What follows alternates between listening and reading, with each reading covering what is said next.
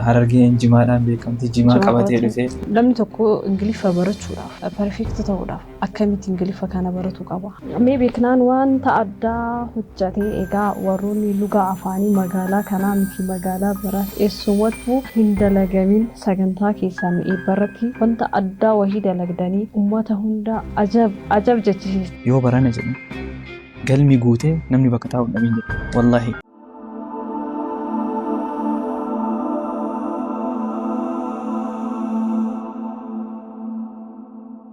Ashamaa harka fuunii kabajamtootaa fi hordoftoota madda walaabuu miidiyaa. Egaa madda walaabuu miidiyaan namoota jijjiimoo akkasuma dandeettiiwwan garaagaraa qaban isiniif dhiyeessuun isaa beekamaadha. Har'as nama jamaa tokko qaban isiniif dhiyaannee jirra. Amma xumura sagantaa keenyaatti nu faana turan affeerraa kenna.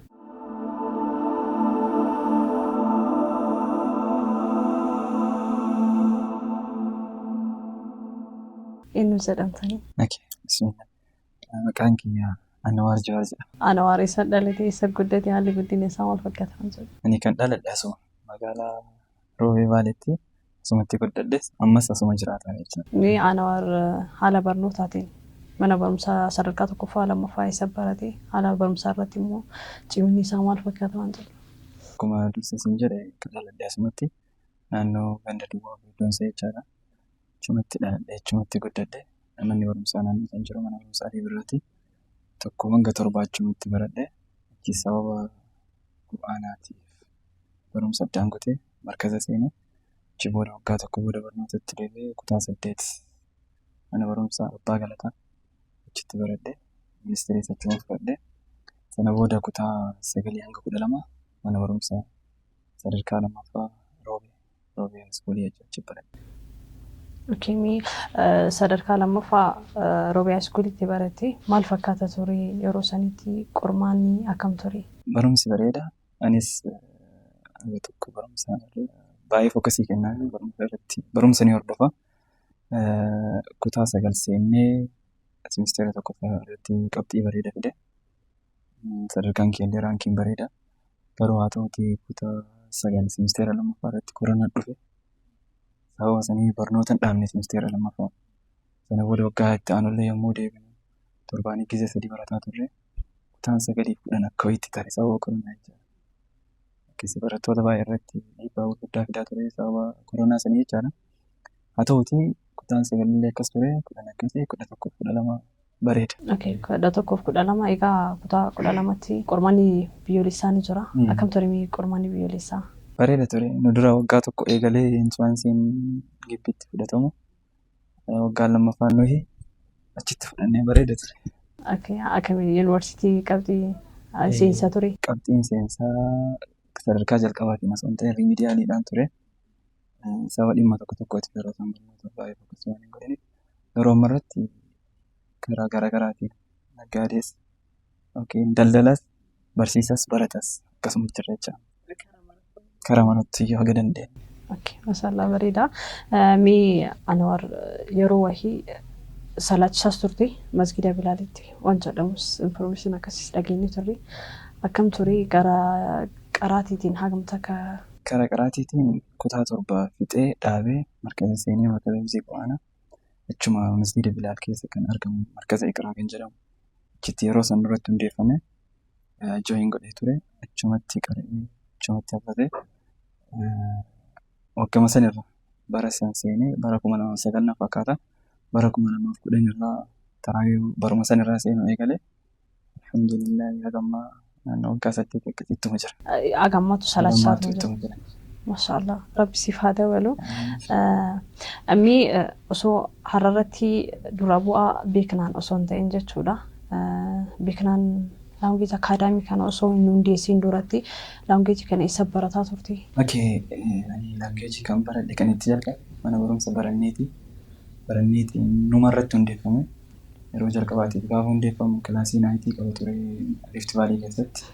Naannoo Rift Valley osoo Rift Valley hin galin dura 9 achi seenee ture. Gaafa jalqaba seenu Ingiliffi maal akka ta'e hin beeku. Barumsa irratti cimaa waan ta'eef hin qubadhaa jechoota wardiilee Ingiliffaa kanneen waan dubbisuuf haga tokko jechoota hin beekaa. Gaafa seenu laangeejiin speechiin maal akka ta'e hin beeku. Walumaa galatti wanti laangeejii keessatti deddeemu kun maal akka ta'e hin beeku. Seenee halkan jalqaba yeroo dhaqu hiriyaa nama 3 taane Tiraankichiistarii waan jedhamu jira. Jechoota arraba irratti hedduu nama ulfaatu tokko. Seennee ijoolleen babbarataa turan dura seennee barsiisaan umar mee kottuu yaalinaan jedhe iyyaalee lammaffaa ba'e. Kaardii 25 akkas argadhee bakka wanti sun baay'ee kaka'umsan itti tolee yeroo jalqabaatiif argee yeroo jalqabaatti akka kilaasitti sadarkaa lammaffaa ba'ee baay'ee kaka'umsan achirraa ka'ee barataa ture. Sana booda waggaa 3 akkas barnoota keessa baradhee osoo sadarkaa advaansii yookiin sadarkaa barsiisummaa irra hin ga'iin barsiisaa ture.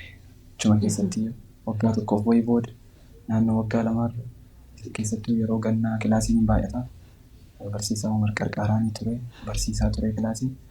Yeroo barsiisutti jamaan nuyi keessa guddanne jamaa Iqraa jedhama. Ekspiriyeensii baay'ee achi keessatti ture. Baay'ee waan baay'ee fakkeenyaaf osoo barumsa kutaa 5 seenii Amaariffaa dubbisuun baratiin dura Iqraa keessatti akka itti dubbisan baradhee kitaaba garaagaraatu jira. Jechoota qubeelee Amaariffaa kan afaan Oromoo biratti hiikamee jiru sana osoo dubbisnu kitaaba osoo dubbisnu akkasitti achi barannee nama dura dhaabachuu konfidensiidhaan nama dura dhaabachuu wantoota hedduu achi keessatti leenji'ee rabbi jamaa Iqraatii jazaa deebi'u achi keessatti wanni taane kanaaf yeroo san osoo advaansii irra hin ga'iin jamaa keessatti barsiisaa ture akkuma beeku san xaaliba ilmii darasoota warra jedhamu achi keessatti barsiisaa ture ijoollee shamarranii addatti barsiisaa ture ijoollee dargaggeessa naannoo sanii akkasii barsiisaa ture gaafa sadarkaa advaansii irra ga'u baay'ee barsiisummaan natti wanni hin taane. Gadduu siif laafaa ture. Ekspiriyeensii wantoota sanii keessa dalagaa ture baay'ee naaf laafaa ture alhamdulillah. Sana booda advaansii fudhadheen booda waggaa 3 baradhee jechaadha. Biraanchii jalqabaa baranneetiin barsiisaa Umar wajjin ta'uu namni hundeesse ana. Biraanchii yookiin meen biraanchiin baranneet kan argamu Saannatee fuulduratti istaadiyeemii fuulduratti barumsa Saannatee keessatti biraanchii lammaffaa an advaansii godhee barumsa Calallii daga. Achitti eegalle gaafa eegallu baay'ee chaalenjii ture. Fagoodha. Baay'ee hedduu fagaata. Atilees immoo barataan hin jiru. Barata 4 eegalle. Naannoo torbii 2 akkasitti barata 4 barsiisaa ture. Garuu rabbiin garanne rabbi abdii nu murachiise. Itti jabaannee deemne. Naannoo waggaa tokkoof maalii naannoo san ture. Mana barumsa Calallii keessa ture. Sana booda abbaa galatatti moof goonee jira namummaa maal booda sababa qinaasii hanqina dareetiin jechaadha. Abbaa galataa irraa keessallee naannoo 6-5 akkas eega turre. Umar Suleemaan naannoo san jira xiqqoochi fagaataa achi turre. Naannoo waggaa tokkoo maal eegachi dabarsee gara mana barumsa Waaqoo guututti as dhufe. Achi keessatti yeroo barsiisaa turretti barataa hedduu qabna. Barataa naannoo 300 biraanchii lammaffaa irratti jechaadha. Kan barsiisu irratti naannoo barataa 300 maal ture. Rabbiin galanne agoo waggaa 2 eega baranneetiin keessatti advaansii godhee akka barsiisummaatti tureen booda waggaa baranaa kana bara 2018 jalqaba irratti beeknaan hundeeffamee jechuudha. Yeroo kana barsiisaa hedduu gargaaraa turte osoo advaansii fudhatiin dura egaa advaansii fudhattee waggaa 2 barsiistee jirta. Waggaa 2-3 akkasuma barsiistee jirta. Yeroo kana akka barsiisaatti mindaan of danda'e kasii kennamutu jiramoo akkuma qarqara barsiisaa taatee barsiisaa turte. Osoo advaansii ta'in dura mindaa malee barsiisaa ture akka barsiisaa gargaaru. Garuu gaafa advaansii ta'erra biraanchii addatti biraanchii waldarii ta'ee gargaaraa ture. Dalagaallee ture waan ta'eef mindaa yeroo san irratti achi booda naa kaffalamaa ture. Gaafa advaansii giraajuweet godheerra mindaan naa kaffalamaa ture. Egaa namni advaansii fudhachuudhaaf bu'aa bahiitu jira. Akkamii bu'aa bahiin keessa darbite maal fakkaata ture? Akkuma afaan Ingiliffaatiin no pain no gain jedhamu. Wanta wayii galmaan gahuuf dirqama ifaajuu qabdu. Yeroo baay'ee barataan kilaasii keessatti mee karaan salphaan ittiin Ingiliffa baratan maali jedhanii yeroo gaafatan kan kilaasii keessa yoo jiraatu karaan salphaan hin jiru jedhama. Karaan waan wayii achiis gochuudhaaf galmaan gahuuf milkeessuudhaaf karaan salphaan hin jiru. Wanti martuu ifaajee qaba. Ifaajuu qabda. Baay'ee kilaasiitti argamtee kilaasii ittiin gochuun ifaajee. Sa'aatii kee guddee dhuftee mallaqa kee guddee dhuftee umrii dargaggummaatiin silaawaa bakka baay'ee deemtee ka bashannanuu qabdu. Dhiisee sammara aarsaa kaffaltee dhuftee salphaa miti kun. Eegachi dhuftee illee harka baastee nama si dura dhaabatee gaafii gaafachuun salphaa miti. Achi dura baatee faayinsii dalaguun salphaa miti. Kun martiyyuu ifaajee barbaada. Peeniidha. Kanaaf yeroo barataa turetti chaalenjii baay'ee ture. Waan barataa irratti argamu tokko yookiin waan barataa qunnamu tokko mana qunname fakkeenyaaf Haayiskuulii baradhaa sa'aatii 11 fa'itti achi bahee yeroo ani achi dhaqee doonsatti mana barumsaa ta'e naannoo sa'a 11 bakka sa'aatii masanitti baradhaa osoo yoo namni baratee yeroo maktatti wantoota akkasii barbaachisu akkasumas enjoyin godhaa ture. Jidduu keessa sa'aatii Ramadaanii dhufu jira. Ramadaanaaf immoo namni yeroo baay'ee taraawii salaatuun qophaa'aa. Asuma akkasii jiru sawwanii wal bira oofaa addaan kutuu hin barbaanne konsistensiin dirqama waan ta'e jedhee itti amanuuf yaa'u ammallee yeroo godhanii keessa turetti akka itti wanti baay'ee na qarqaare waan haffazuun kee baay'ee na qarqaare. Akka bilanneetti keessa yeroo jiru waa haffazuudhaan beekamu hin haffatu. Fakkeenyaaf pirezenteeshinii waan jedhamu jira. Guyyaa wiixataa waan torbee guutuu baratte. Guyyaa wiixataa san barataa dura dhaabattee walitti fiddee isa barsiista daqiiqaa 5 daqiiqaa akkasiif. Barataan waraqaa irra qabatee biyyi pirezentii godha. Ani immoo guutuu isaa sanbataa fi dilbata mana taa'ee waan torbee guutuu baranii haffazee dhufe. Achi booda akkuma barsiisaan barsiisutti qomaan ijoollee dura dhaabbatee barsiisaa ture. Yaa'u isa sammuutti qabachuu maanii jechuun harooyii xiqqaatullee chaalenjii ture. Walumaa galatti akkasitti illee yaadachuu baate xiqqaatus guddatus chaalenjiin nama jira. Garuu wanti guddaan barbaachisu immoo abdii murachuu dhabuu fi itti fufiinsa qabaachuudha wanti tokko.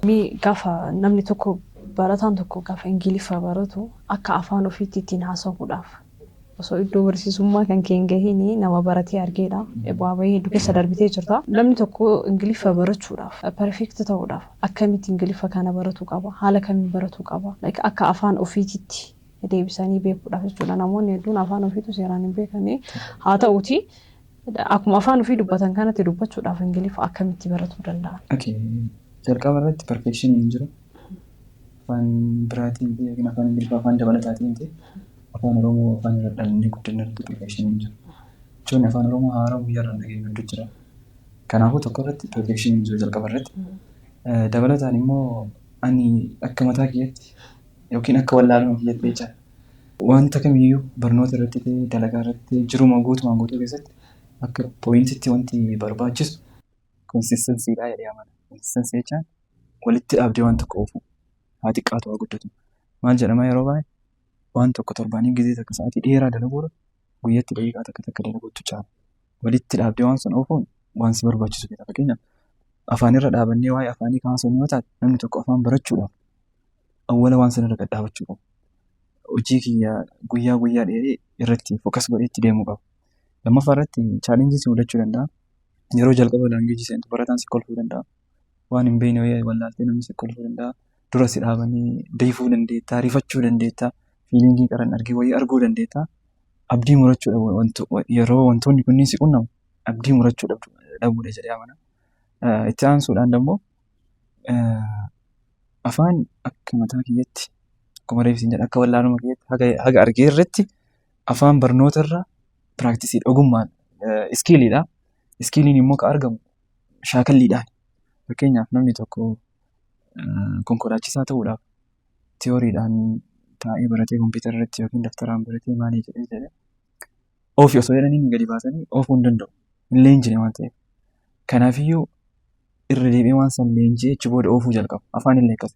Barsiisaan mana kilaasii keessatti jechi kun akkana fayyadamuu qabdan jedhee sitti himee akkasitti miti kaasii fayyadamu. Eegasii waan san akkamitti fayyadaman jettee irra deebitee shaakaluu qabdu. Kanaafiyyuu kilaasii keessatti wanti guddaa yookiin namni tokko kilaasii qofa miti onlaayiniidhaan haa ta'u afaan inni karaa inni ittiin barachuu danda'u shaakalliidha. Guddaa shaakaluudha, sodaachuu dhabuudha, onnee qabaachuudha, konfidensii qabaachuudha. Afaan keetii miti balleessuu qabdaa yookiin dogongoruu qabdaa. Akka yeroo baay'ee jedhamu dogongorri paartii yookiin kutaa ittiin waa baratan keessaa isa tokko. Yoon dogongorri hin barattu. Kanaafuu dogongoruu qabdaa, dogongora kee sodaachuu hin qabdu, irra deddeebitee shaakaluu qabdaa, waa dhaggeeffachuu qabdaa. Kanneen waa hedduu jira. Maaf yeroo qusachuudhaaf akka awwaala jedhirratti jalqaba irratti waan tokko yoo jalqabde itti fufiinsa qabaachuudha wanti sun. Lammaffaa irratti chaalenjii uummamu kam irratti iyyuu yookiin rakkoo sirrii qabu kam irratti iyyuu obsuudha. Irratti obsitee itti fufuudha. Eegamii yeroo barumsa baratan irratti barsiisaan tumaatu jira. Waa hedduutu jira. Wal wajjin dubbii yookaan isa diyaaloogii jedhamu namaaf kennamee wanta sayyoo hin qabatin wanta akkasii sun akkamitti mudatee beekamu. Tumaa san akkamitti irra baateerti? Tumamee yeroo barbaadu tumamee beekaa. Akkasitti yeroo baay'ee waan naa kenname irratti kaayyoo qabu waan ta'eef wanta san qabaradheef laangeejii gaafa jooyin godhan namni seenaa yookiin waan akkasitti hin seenne kaayyoo mataa kiyya qabaa ture. Kanaafuu waan akka inni dhiyaatee fidaa ture. Yeroo hedduu tumaan nan qunnamne taree nama jira yeroo akkasitti oomishee beeku. Akkami karaa beeknaan haa deebinu. Hundeeffamni beeknaan bara kam ture? Akkamitti hundeeffame? Waan isaarraa tokko nu himta. Akkasuma beeknaan keessatti mudannoowwan jiranis akkuma jirutti ta'ee yeroo jalqabaa hundeessitan irratti manneen barumsaa isinitti seentan haala addaa ta'e yookaan istaandaardii eeggateenii miti. Mee wanta sanarraa waa tokko nu gaasi. Hundeeffamni beeknaan salphaan turre garuu immoo ulfaachuun isaa firii bareeda fidee jira. Jalqaba irratti yeroo itti seenu inni ulfaachuun isaa sun firii hedduu fidee jira. Alhamdulillah. Chaalenjii baay'ee yeroo barsiisu waan argeef fakkeenyaaf yeroo baranneetiin keessa barsiisaa ture achi fagaatee hin jedhe naannoo Caladdii san barsiisaa chaalenjii hedduu ture. Baajaajiin deemee baajaaji irraa buutee mana barumsaa kan dhaqu karaa dheeraa deemsa. Dhoqqee jira rooba keessa deema dhoqqee keessa deema. Even waan si ajaa'ibu Ramadaana keessa taraawii qaba. Sa'aatiin silaa quraana namni ittiin taraawii seenu sana qara wayii asraa booda yookiin sa'a 10 booda. Sa'aatiin kilaasiin laangee jiru immoo sa'a 10 booda.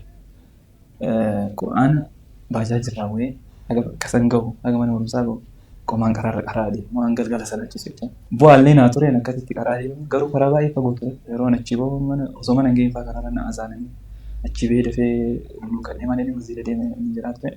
Chaalenjii baay'ee ture. Chaalenjii yeroo sun na mudate beeknaan hin hundeessu irratti wanni guddaa naaf ta'e utubaa guddaa naaf ta'e baay'ee na jabeesse rabbiin galanni haa ga'uuti. Beeknaan hundeessuun gaafa guyyaa 13 ji'a 12ffaa bara 2017 guyyaa qixxaataa ture. Naannoon itti hundaa'e magaalaa Roobee naannoo teeknikaa duubaan jiru yookiin mana barumsa waaqotti kan dhiyaatti jira. Jalqabaaf balanneetii wajjin waaquma keessa achi turre garuu gaafa beeknaan hundeessu mana barumsa haarawatti hundeessite. Mana barumsa haarawatti yeroo hundeessu manni barumsaa sun gana haarawa ijaaramaa jira. Meeshaa hedduun guuttan booddaarraa eegalee balbala eegalee waan baay'een guuttanne garuu itti eegalee baay'ee ulfaataa ture. Chaalenjii baay'ee keessa godhaa ture. Garuu alhamdulillah chaalenjii sun marti nu jabeessee barattoota keellee galanni isaanii guddaa galatoomanii jechuu barbaadan wajjin dhaabatanii akkuma maatiitti hundeessine malee wanta ana waan adda hundeessine miti. Barattoonni wajjin dhaabatanii aarsaa baay'eetti kafallee hundeessine. Haa ta'uutii yeroo sana keessatti chaalenjii baay'een argu akka dhiingadda sagantaa argitan waan agarsiis firii akkasii oomishee jira. Ni chaalenjiiwwan si mudatan keessaa tokko osoo nuuf ibsitee. Chaalenjiin hedduutu jira. Hedduu san keessaa 2-3 osoo nutti himtee bareeda. Fakkeenyaaf akkuma jalqaba irratti hin jedhe ijoolleen hedduun yeroo baranii keessa ture na bira barataa turanii gaafa pilaantii haala waan ka'ee beeknaan hin hundeessu namoonni waaqoo keessa barsiisaa ture manni barumsa waaqoo guutuu mana barumsa istaandaardii eeggate mana baay'ee akka roobittuu manni barumsaa bareeda isa yoo jedhan kwaalitii fi eeggate nama salphisu mana barumsaa bareedaa yeroo achi wal barattoonni qaraan barsiisaa ture na duuba dhufantu jira ijoollee san manni barumsaa foddaan qabu balbalaan qabu roomii yeroo gannaa wayii ture roomii kilaasii walakkatti asiroo baay'ee yaadanatti ture barattoonni akkasitti achi dhufanii mana barumsa kwaalitii akkas qabu keessaa bahanii chaalenjii sun arguun baay'ee mataa na dhukkubse deemaan jechuun na barataa na biraa deemaa jirtu na bira taa'aa jechuuf akkan haalli jiru bakka chaalenjii guddaa naaf ture karaa kilaasiin chaalenjii akkas ture karaa dabalataatiin waan baay'ee nama gaafata fakkeenyaaf faayinishaalii fiizikalii duraanii nama waliin taatee adda marreetti garuu bardanii kun martuu mataa keessa irra bu'ee jira. Hirribni jiru yaaddaa akkamitti duratti hoosisuu qaba akkamitti irratti hojjechuu qaba jettee waa yaaddu kana yaada si taatanii guyyaa waan ta'eef baay'ee ulfaataa ture gama yaadaatiin gama mallaqaatiin gama hundaaniyyuu baay'ee ulfaataa ture. Alhamdulillah hundeessinee gaafa bulii 15 sagantaa baniinsa mana barumsaa jennee goone sagantaa ajaa'ibaa ture. Guyyaa 3 keessatti gaafa sagantaan kennaa dilbata ture guyyaa 3 keessatti faaruu mana barumsaa naannoo hawaasatti daleessiisnee dhufne guyyaa 3 keessatti barataan guyyaa 3 keessa qabee jarjaraan akka itti sagantaa san goone sun waan bareeda wayii ture. Achi booda beeknaan hundeessine gaafa ji'a tokko garee kubbaa miilaa beeknaan jedhu hundeessine manni barumsaa iddoo bareedaa waan qabuuf barataan keenya achuma keessa shaakala garaagaraa godhee wanni namatti tolu immoo barataa wajjin kubbaa taphataa turre. Kubbaa binnee fi hin dhiisne waliin taphannaa nu jiisanii kanaaf barsiisaa jawaadinne bakka tapha keessatti akkuma tapha waliin taphatanitti taphannaa kuwaasii funyaan inni dhiitanii na kunuunsanii noormaalii ma taphan achi keessatti wanti guddaan garee kubbaa miilaa hundeessineef kaayyoodhaaf akkanumaan lafa kaaniitiin jalqaba irratti kaayyoon isaa guddaan barataan tokko beeknaan hin dhufee barnoota qofa osoo hin ta'in jabeenya qaamaatiin yookiin bohaartii sammuu isaatiin haa bohaaru jechaadha. Fakkeenyaaf sagantaan shaakallii sanbataa fi dilbata ganama subii ture. Barataan kun osoo mana taa'e sa'aatii sana waan dalagu. Sa'aatii isaallee osoo jalaan gubiin sa'aatii boqonnaa isaatti akka inni dhufee shaakaluuwwanii tokkoffaa sammuu isaatiif bohaartiidha. Lammaffaa qaama isaatiif jabeenya. Sadaffaa immoo wanti guddaan as keessa jiru jidduu barataatii fi barsiisaa walitti dhufeenya cimsuudha. Fakkeenyaaf sa'aatiin yookaan barataan barsiisaan wal argee waliin bohaaree maal jiraachuu dhabuu danda'a sa'aatii barnootaa. Kilaasiin qabnullee barattoota hedduu kilaasii 6-7 jira. Sa'aatii barataa bira turtee baay'ee akkasitti waliin bohaartuu hin qabdu. Sa'aatiin itti sa'aatii barnootaati. Kanaafuu sa'aatiin barsiisaa fi barataa walitti dhufu sa'aatiin tokko guddaan sa'aatii kubbaa kana. Jaalalli barsiisaa fi barataa jidduu jira.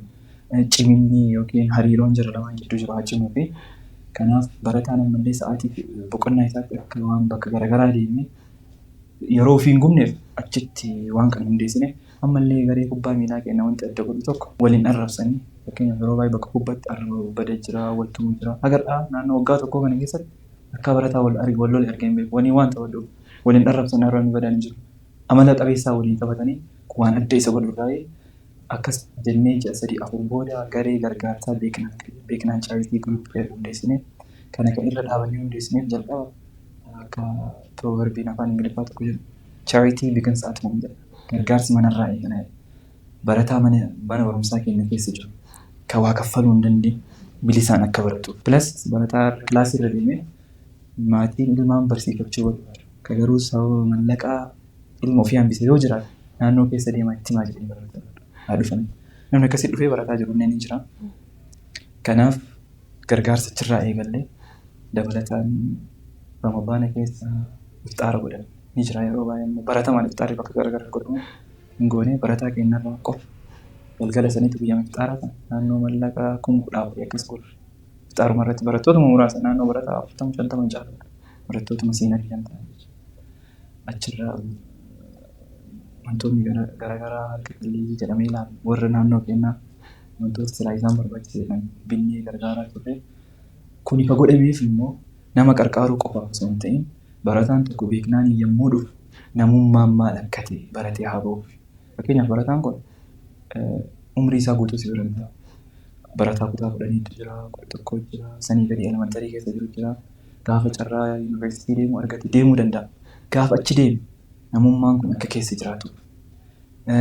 Dalagaa keessa gaafa seenu namummaan kun akka keessa jiraatu.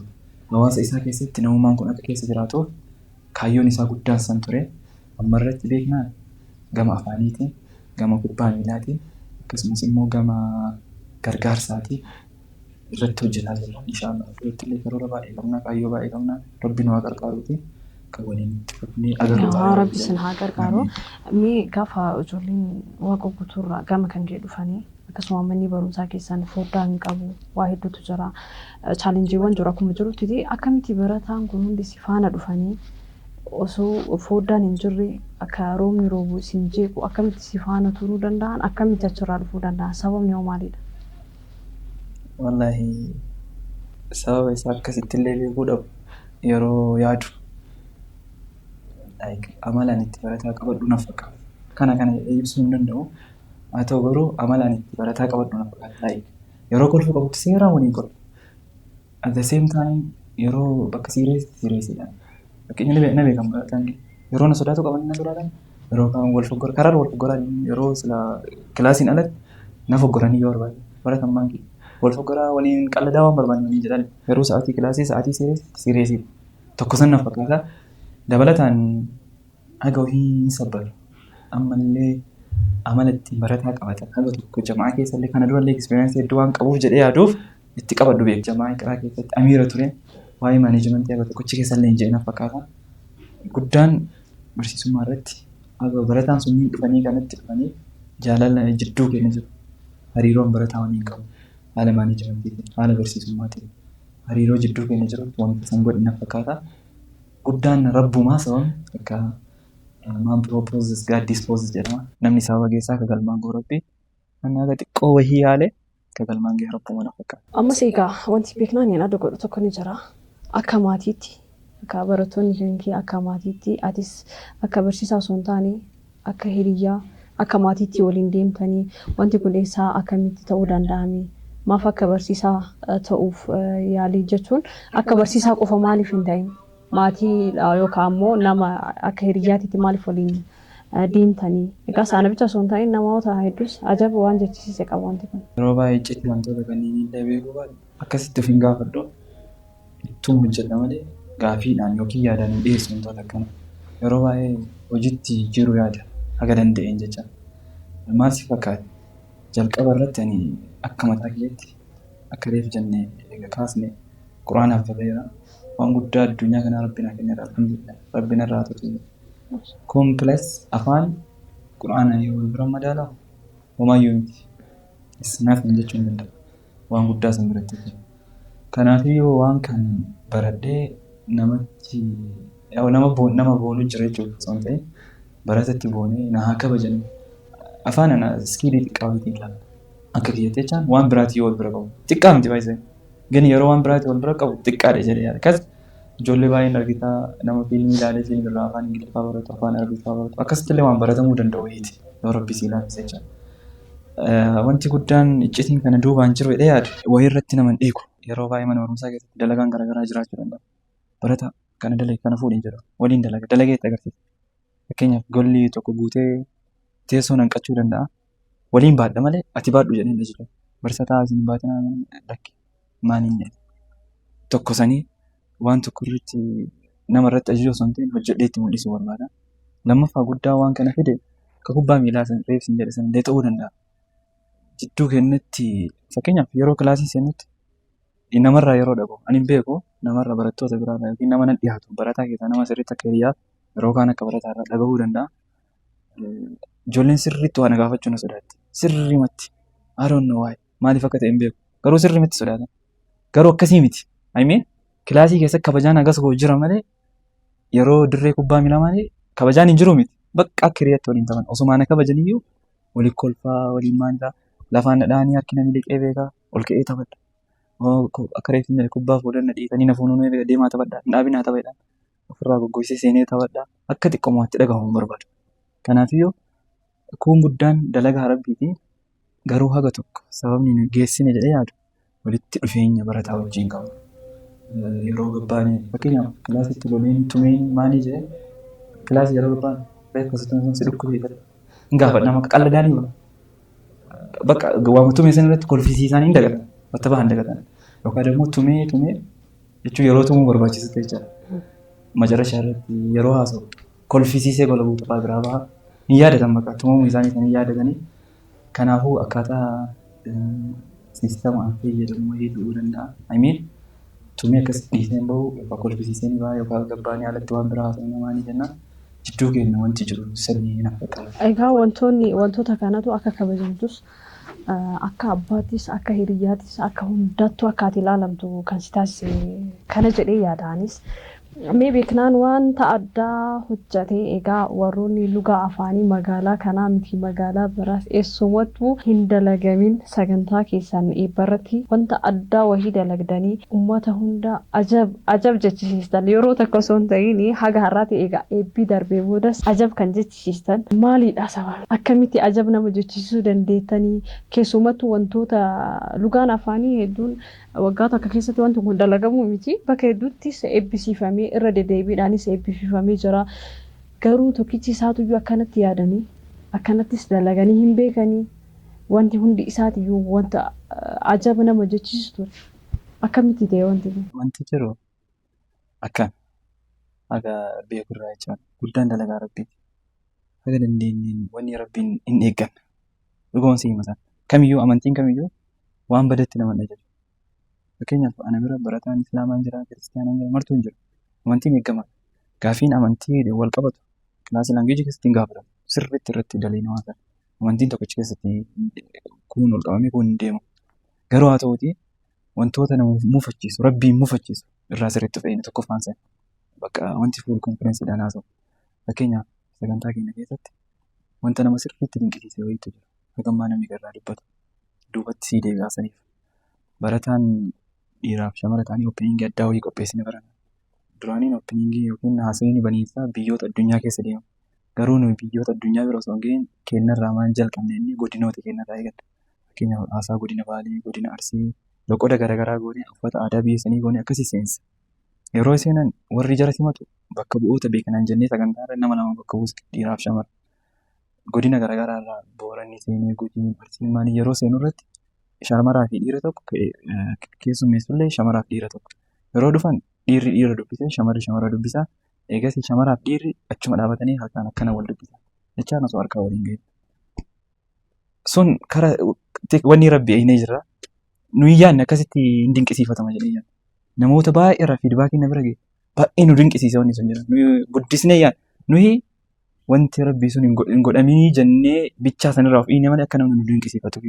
Garuu wanti xiqqoon rabbiif jennee goone sun uummata keessatti dinqisiifannaa guddaa kan akka jechuu barbaadeef tokkoffaa akka dandeenye waan sana eeynee wanta sagantaa irratti amantii kamiyyuu mufachiisu yookiin nama Islaamas ta'e Kiristaanas mufachiisu jennee yaadne haga tokkoon guutuun dhoorgina hin jennu haga tokko dhaabuu yaadnee jirra. Tokko sanii lammata irratti waan fudhachuu qabnu maraa dursinee itti yaadnee murteessinee goone.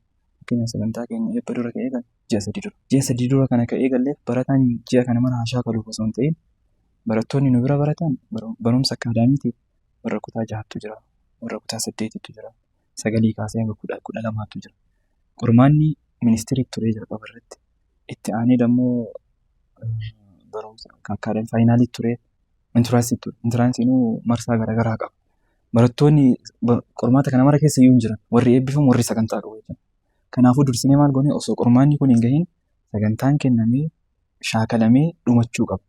Gaafa qormaanni kun qormaanni yoo xiqqaate akka ji'a tokko fudhate ministeeriin dhumatu faayinaalii taraa faayinaaliin kun intiraansiin marsaadhaan taraa sa'aatii dheeraa wayii fudhate.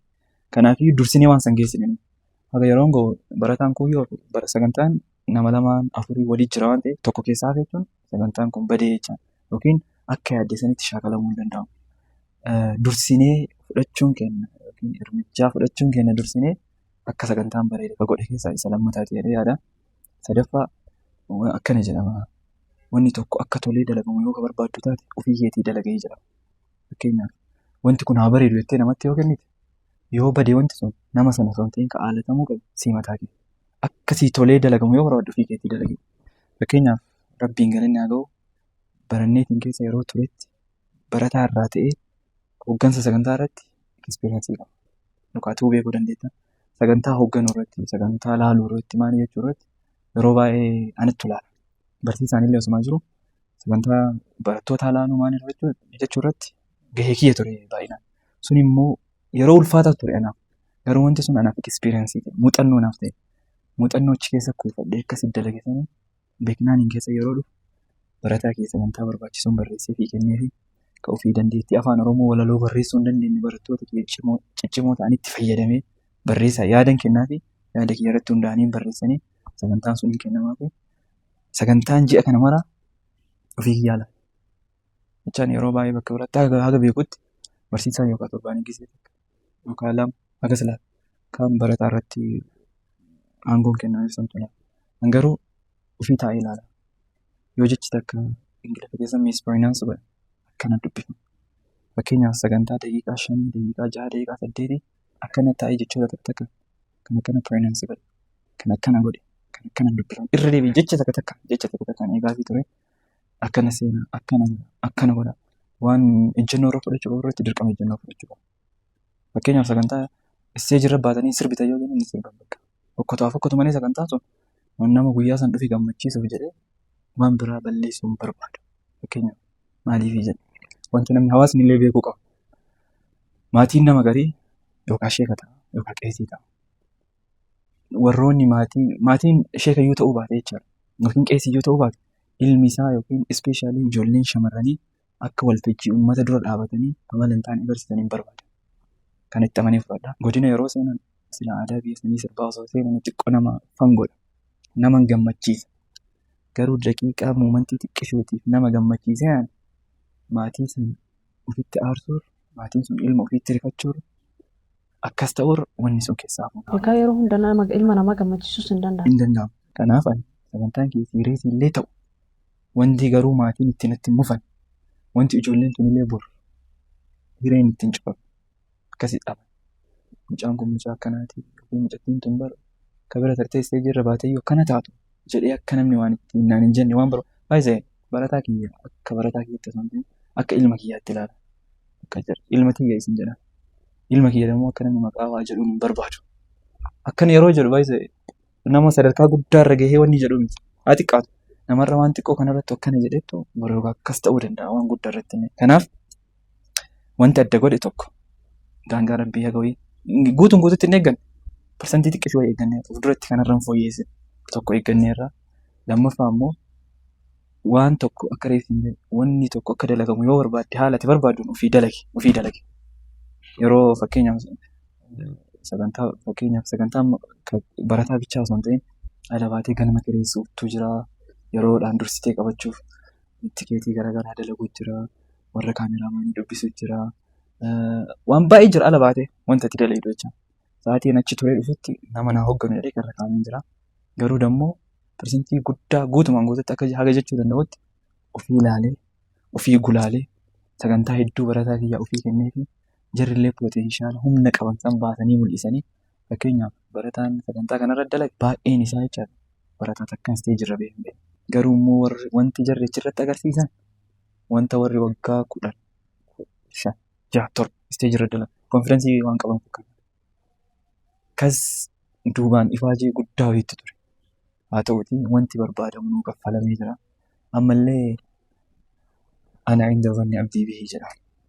Ani rabbiin hayyee qalqositti ani bakka gabrichi kiyyeetti nan iyyatee jiraafii jedha. Rabbii keechitti ni yaadde. Takka aroonnoo jiraachuu danda'a yaadadhu. Eebba jalqabaa ta'ee yookaan takkaa lama jiraachuu danda'a. Galma kolleejjii akka magaalaa Roobeetti galmi guddaan galma kolleejjiiti. Eebba jalqabaa laangeejiin galma kolleejjii godhate waan jiru natti fakkaatu jiraachuu danda'a yoo dagadde dhiifama naa godhan hin jiru. Yeroo qabu galma maachi goote namni sii dhufa. Eebba jalqabaati manni barumsaa haarawaa namni sii dhufa. Namni yoo dhufeen guutiin immoo wayii ijoolleen qalbii rifatti wayii siillee hamileen fakkeenyaaf keessummaa waamte galmi yoo siin guutiin hamilee si caba wayii si cabaa jedhee namni natti haasa'aa jira. Barataa dura taa'ee yeroo dhaabbatee sagantaa daliinii geessinu dhumarratti gisee maraa yaada kenneefii ba'a. Ilaalaa dhumarratti akkana jedhee ni ba'a. Yeroo jennu yoo barana jedhu galmi guutee namni bakka taa'u dhabiin jedha. Wallaahi kas rabbi irratti of hirkadhee kan rabbi irratti hirkadheen plus bakka dalagee jira. Waan dalagee immoo sii kaffala. Man propose God dispose kan jedhe san ati sababa geessisaa kafalumaan gooratti. At the same time aga tokko uummata magaalaatiin riileeshinii bareeda qaba. Bakka hojii dhuunfaatiin haa ta'u aga wayii amalaan nama baay'ee walitti dhiyaadha. Alhamdulillah ispoonsaroota iyyuu sagantaa irratti ispoonsaroota hedduu qaba. Sirriitti ispoonsaroota hedduu. Kan gaafadhee qofa iyyuu osoo hin ta'in kan ofii na gaafatanii naa kennanii hedduu jira. Rabbiin galanni haa gahuuti. Kanniin yeroo laalu hojii keenya yeroo laalu akka namni guutu awwaluma amanee ture. Yeroo baay'ee amma fiidbaakiin uummatarraa akka hanqinnatti nutti haasa'amu teessoo dhabina. Hanqinni sagantaa kennaa manni yeroo jennee gaafannu yookiin yaadni isaan nu kennan teessoo guutee gallee jedha. Maan dhufiin fa'aa yeroo jedhu yoo ta'e bar dhufnee teessoo dhabnee gallee jedha. Galma agas ga'u galma nama 1000 wayii qabatu eebba jalqabaa irratti barataan naannoo 60 qofti eebbifamu irratti sanuu laangeejii magaalaa qixxee keessa achi fagaate irratti magaalaa qixxee keessa hin jiru. Achi fagaanna naannoo teekinooloojii baay'ee naannoo akkasitti wanni ta'e miti. Akkas ta'e irratti uummanni kun marti dhufu. Hatta abbaan kee ganama galma yeroo diikoorii maalii daleen dhufe namni guutaa dhiifamaa guutaa dhiifaa. Gaafiitti ta'e sagantaan keenya wanti nu ajaa'ibsiise investitti goone mallaqa sirriimatti investitti goone humna qabnullee guutumaan guututti itti fayyadamu osoo duubatti hin deebiin. Sa'aatii aga jahamoo maalii galma ture galee dafee uffatee jijjiiradhee waddaaddee salaatee dhufe. Yeroo dhufu namni qaata dhufe namni sa'a 6 dhufe maamichi kennaa sa'a 7 yeroo baay'ee magaalaa keenyatti kan beekamuu fi bakka baay'eetti sa'a 7 yoo waamte hawaasni sa'a 8 sii dhufu. Garuu faallaa sanii sa'a 7 waamne namni sa'a 6 dhufe. Sa'a 6 yeroo godhu galmi qixxee ta'ee jira. Sa'a 5 mara keessumaa hedduu dhufe. yeroo dhufu namni salaataaf gabbahaa jiru jira zuhuriin salaatiin jira isin bara uummata maraanu tokkoffaadha yeroo san jechuu argaman. I think diikooriin nu daleen illee diikoorii akka magaalaatti adda wayii ture. Teessoon keessummootaaf riizarviliin nuyi qopheessin akka adda wayii ture. Tarkaanfiin nuyi fudhanni martuu adda ture. Dhugumarratti waa hundarraayyuu tokkoffaa ture. Tokkoffaa ture. Nuti warri achitti argamneyyuu jalqabuma seeniin ajab jechaa turre. Wanti kun jalqabni eega akkana ta'e gaafa keessa seenee wanti kun qixxee gahu xumurri isaa maal fakkaata wanni jedhu tilmaamuun nama hin dhibu. Egaa ammas wanti uummata keenya ajab irra deebisee ajab jechisiisee erga eebbii darbee boodas ajaa'iba jedhaa turanii akkasuma alaabaa of danda'e qabdanii bira darbees faaruu mataa keessanii yaadoloo bareedduu takka qabdanii maali wanti sun akkamitti eenyutu baate jechuun baratama kee keessaa immoo wanta kan nama biraatu isinii baasimoo yoom bahamiyyuu faaruun kun akkamitti barataa sun hundi danda'aniiti afaan takkaa miti afaan hedduu of keessaa qabu faaruchi suni mee wanta kanarraa waa tokko nuti. Beeknaan waan haaraa hedduu qabatee bee gargaarsa rabbiitiin jechaadha. Jalqaba irratti alaabaa eega baasnee baranaa miti gaafa beeknaan hundeessinu baafanne aadonnoo akka magaalaa keenyatti akka laangeejjata jirutti alaabaa yeroo jalqabaatiif guddichi oriijinaalaan Finfinnee dalagee ka dhufe nuunaaf fakkaata. Nama biraarraan agarree ufuma keessatti agarre namaaf daleessee dhufe eventi xiqqoo sanii illee Finfinnee dalagamtee dhufte nutti fide jechuu hin danda'a. Namarraan agarre garuu ofirraa arginee finnee jedhee yaada. Plus faaruun illee waggaa tarte bahee faaruun yaada kenna. Manni barumsaa biraallee nama qaba. Wanta akkasitti haarawallee ta'uu baatu garuu immoo waan bulii torbee takka hin geenye keessatti hiriyaa qaba. Seenaa namni baay'een beekaa hiriyaa kiyya waliin barannee sagalee bareeda qaba.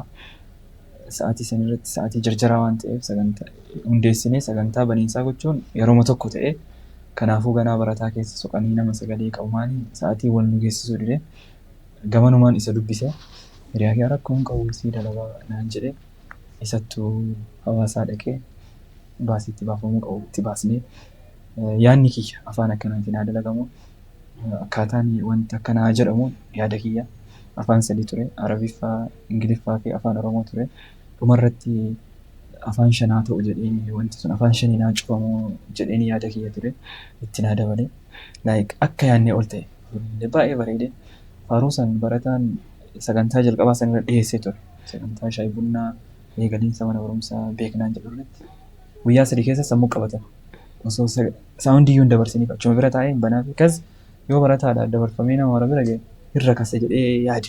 Akkas namni marti amma sooshaal miidiyaa viidiyoo garaagaraatiin dalagee tiiktook irra ba'a.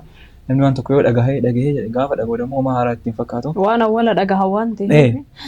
Inni faqa barataan kiyyayyuu dhaggeeffachuun hin hawwisiisaa. Haga akkas ta'uu dhufe. Anuu gisee garii naa hawwisiisan dhaggeeffatamu. Osoo gadhiisnee namni marti dhageete waggaa tarte bahee barana irratti namni faaruu irratti arguun wanni irratti waan haarawaa miti. Hawaasa kana mara duratti jechaadha. Kanaafuu akkanumatti bira taa'ee banee fi barreeffama kennee fi sammuutti qabatanii qophaa'anii faaruun akkasitti bahee sagantaan keenya wanti ajab jechisiise wanta addaatiin dhufe. Haga dandeenyeen wanti sagantaa bakka biraatti dalagamu tokko akka keessa hin jirre daleen. Fakkeenyaaf jalqaba irratti haasaa kennarraa eegale barsiisaa jaaroo waliin achirra dhaabannee haasa'anii barsiisaa waliin barsiisnu jechaadha. Ingiliffaa fi afaan oromootiin dubbatamaa yookaan ingiliffaa yookaan afaan oromooti. Garuu afaan sadii goonee dubbanne afaan arabiffaatiin dubbachuun keenya sun sagantaa gubbarratti afaan arabiffaatiin dubbachuun sun nama baay'ee ajab jechisiisa. Yeroo sanoo haasaa uummata laalaa ture. Kan namni rifatee afaan babbanee namni hunda afaan baneetuma isin laalaa ture. Baga rabbii ija keessaa isin baasee. Amiin baga rabbii nu baase akkas ture. Eegas tokko sanii lammaffaa faaruu mataa keenyaa godhachuun mana barumsa jalqaba waggaa jalqabaa eebba jalqabaa ta'ee yeroo jalqabaa keessatti faaruu qabaachuu jechuun nama baay'ee rifachiise. Namni sagantaa mara deemuu dhabuu danda'a bakka biraa laangeejiin biraa ni qaba arguu dhabuu danda'a. Kennaa irratti arguun baay'ee isaa rifachiise. Hatta namni sila faaruun isa faartan sun waan beeknaan jedhaa sila jedhee nama na gaafate mara jira. Sila wanni akkanaallee hin danda'ama rifatee bira taruudhaan celebreeshinii yookiin sagantaa kubbaa miilaa achirratti baasnee mallayaa kennaa godhattee barattoonni achirra ba'anii sagantaa garaagaraa agarsiisaa san bira taruudhaan faaruu mana barumsaa bira tarree faaruu kubbaa miilaa qabaachuun kennallee adda goosisee tokkoffaa kubbaa achirra baasnee agarsiisuun sun waan addaa ture. Eegachirra baanii immoo faaruu kubbaa miilaa faarsuun illee waan ajaa'ibaa ture. Sunillee waan addaa keessaa tokko. Kabiraa immoo sagantaatti illee eegasee nama laangeejii baay'ee keessatti oopiniingiin afaan biyyoota garaagaraa beekamaadha. Garuu keenya kabaranaa adda. Oopiniingii biyyoota akkasiitiimti afaan Oromoo godinoota Oromiyaa keessa jiran godinoota 10 fudhannee ka walii kalaan dhiisnee aadaan jiraa maal fakkaatu dhiisnee godina 10 fudhannee godina 10 kan walaloo akka biyya sanii dhufaniitti goonee bifa walalootiin uffannaa san godhatanii aksantii loqoda san fakkeessanii fakkeenyaaf warri Booranaa dhufe akka Booranaa fakkeessee barataa san irra leenjisnee seeraan jecha warra Gujii dhufe akka warra Gujii fakkeessinee warra Arsii akka loqoda Arsiitti warra Wallaggaa Shawaa maraa akkas fakkeessinee Harargee at the same time yeroo seenan uffata godhachuun biratti loqoda akkasii fakkeessuun biratti dhimma walaloo ta'uun biratti waan biyyi sun ittiin beekamtuun fidanii dhufan. Jimmi bunaan beekamaa buna qabatanii dhufanii keessummoon Harargeen jimaadhaan beekamti jimaa qabatee dhufee godinni martuu waan biyya saniin beekamu fidanii dhufanii sunillee waan addaa nama rifachiise waan addaa ture sagantaa addaa kana dura dalagameen beekaa bakka takkattuu dalagameen yaada kennaan burqisiisnee ka dhufe keessaa isa tokko ture. Bira taree eebba laangeejii garaagaraa irratti wanti beekamu wanti mootiveeshinii jedhamu bakka baay'ee akka jiru. Mootiveeshinii waan jedhamu sagantaa keenya keessaa hin baasne bakka sanii sagantaa addaa waa'ee stoorii teelingii jedhu waa'ee seenaa himu seenaa namni tokko dura dhaabatee afaan Ingiliffaatiin dubbata duubaan akshiniidhaan mul'ata. Namni Ingiliffa wanti nuyi san gooneef namni Ingiliffa hin beeyin illee gocha san laalee akka hubachuu danda'u. Namni baay'een hubataa ture. Sagantaa addaa ture wantoota hedduu addaatu ture haala diikooriitiin adda ture ifan haala kaameraamaaniitiin diroonii yeroo jalqabaatiif galma keessatti waraabamee wanta baay'ee adda nu godhu jira. Kana kan ta'eef immoo asumaaniyyuu barattoota guddaa galatoomfachuu ni barbaada. Hin ifaajanii baay'ee ifaajanii dirqama galanni galuufii qabu. Baay'ee itti ifaajanii baay'ee itti tumamanii baay'ee itti miidhamanii galatooman jechuu ni barbaada. Dabalataan immoo wanti nuyi waan sun ta'eef barattoota kiyya dura dhaabadhee yeroo baay'ee kan onnee guutuudhaan jiru isin jedhaan. Laangeejii kamii olillee miti jedhan. Laangeejii kamiillee gadi miti. Laangeejiin kamiyyuu afaan barsiisa. Asillee ka dhuftan afaan barachuu dhuftan. Kanaafuu eenyullee isin hin caalu eenyullee isin gadi miti jedhan. Nam tokkollee nu caala jettanii yaadina nam tokkollee nu gadi jettanii hin tuffatina. Ammallee wanti nuyi keessa jiru kompitiishinii ofii fi of wajjin. Sagantaan nuyi daleenu yookiin eebba mana barumsaa kana caalaa haa bareedu hin daleenu. Yookiin akka jaraa gadi taa'u jennee hin daleenu. Sagantaa keenya maatiin nu dhufe sun nuuf haa gammadu, keessummaan dhufe sun nuuf haa gammadu, plus immoo waan itti ifaajine nullee firii ifaajii kennaa haa arginu malee laangeejiin dhufe haara sagantaan beeknaan hin bareeda akka jedhu hin barbaannu. Yookiin immoo akkan akka jedhanii miti. Bakka waan addaatiin kaane nam tokkollee caaluu akka caallee namni wanni nu godhu hin barbaannu, nam tokko gadillee ta'uu hin barbaannu. Kanaafuu kompitiishinii yookiin wal dorgommii keessa eenyu wajjin illee hin jiru. Jedhee irra deddeebisee wanti akka akeekkachiisatti ittiin barattoota kana. Kanaafuu wanti adda godhe namaan wal dorgomuu dhabu. Wanti tokkichi nu yaadne sagantaan keenya sagantaa gaafa eegaliinsaaf jalqabu sanirra bareeduu qaba. Jijjiirama wayii fiduu qaba. Beeknaanii kaleessaarra jijjiirama wayii fiduu qaba. Jennee waan yaadneef san ta'e naaf fakkaata. Akka reessinlee guddaan gargaarsa rabbiitiin itti aanee xaarii kenna. Maatiin nu wajjin dhaabatee barattoonni na wajjin dhaabattee barsiisonni na wajjin dhaabatantu jira. Barsiisonni beeknaan illee haa galatoomanii, barattoonni beeknaan illee haa galatoomanii, maatiin illee haa galatoomanii, ispoonsoroonni sagantaa keenya akkasii bareechisan illee haa galatoomanii, even bira taree keessummoonni sagantaa keenya irratti hirmaatan illee haa galatoomanii, warri dhufanii sagantaa sallaalee isaan dinqisiisan illee yeroo ammaatti nama waan gaarii isin jedhu argachuun ulfaataadha. Namni haga fedhumaa wayii yoo bareede akka uffata adiirraa naxwee xiqqishee gurraatti soqotu akkasii soqu hin kanii soqu. Egaa namoonni kun marti yaada jajjabina akkasii nuu kennuuf haa galatoomanii firii xaarii kennaa argine jechuudha. Bareedaa rabbiin galanni haa ga'u nama waliin dhaabatu hundayyuu galanni haa ga'u. Egaa dinqisiifannaan kennaa fi isin ajaa'ibsiifachuun kenna akkuma itti fufeetti jira. San bira darbitanii maqaa kan kee beeknaan kan jedhamu mana barumsaa hawwiniitti duraan hawwiniitti kan turan amma irratti akaadaamii beeknaanitti jijjiiranii jiranii. Maaf maqaa san kennite waan jedhullee si gaafatanii kennite immoo fedhii keetiin kennite waan jedhu. Inni biraa immoo warroonni mana laangeejii kana baratan jechuudha. Akkasuma beeknaan laangeejii akaadaamii barataa turan hundi isaaniitiyyuu waggaa tokkoof wanti kennameefii jiran fakkaata. Iskoolaariin kennameefii jira jechuudha. Mee wanti kun akkamitti ta'amuu danda'ame? Maaf maqaa kan kee kennite? Sababni ammoo barattoonni lugaa afaanii beeknaan baratan kuni iskoolaara bitataniif maalidha? Dubbiin akkana jijjiiramarra jira manni barumsaa. Rakkina qara jiru hedduu furaa jedhamu manni barumsaa kenna akkasiin jedhe manni barumsaa itti baramu foddaan qabu balbalaan qabu wantoota sanniin baay'ee dhufanii furaa jiranii dalagaa jiranii warri amma fudhate warra haroo jechuudha. Magaalaa Roobee keessatti beekamaadha. Safwaanii fi Maammannoor yookiin Halaal jedhamuudhaan beekamanii warri amma akka inni itti fudhatee itti deemaa jiru jira.